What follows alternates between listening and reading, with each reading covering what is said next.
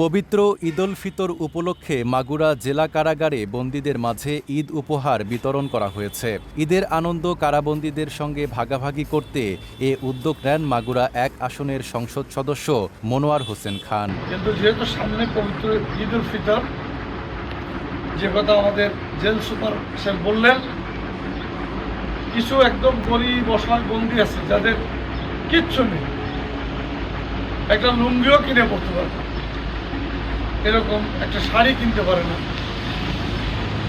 খুব বেশি কিছু না, তবুও আমরা একটা টোকেন হিসাবে আমরা তাদের এই জেলের কয়েদিদেরকে দিতে চাই। সেই উপলক্ষে এখানে আসে। আমি মনে করি আল্লাহ রাব্বুল আলামিন যেন এটাকে কবুল করেন এবং এই অসহায় গরিব মানুষের পাশে যাতে আমরা আরও বেশি দাঁড়াতে পারি তার সুযোগ করে দেয়।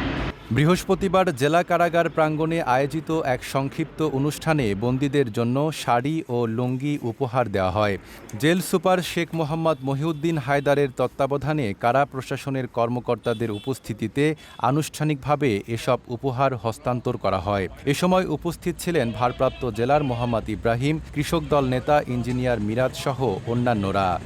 সংসদ সদস্য মনোয়ার হোসেন খান বলেন, ঈদ আনন্দ ও সম্প্রীতির উৎসব। কারাবন্দীরাও সমাজের অংশ, তাই তাদের প্রতিও আমাদের দায়িত্ব রয়েছে।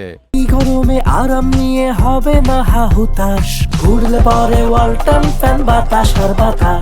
এদিকে কারা কর্তৃপক্ষ জানায়, এ ধরনের মানবিক উদ্যোগ বন্দীদের মানসিকভাবে ইতিবাচক রাখতে সহায়তা করে এবং নতুনভাবে জীবনে ফেরার অনুপ্রেরণা যোগায়। নাইম আরাবি, ঢাকা পোস্ট।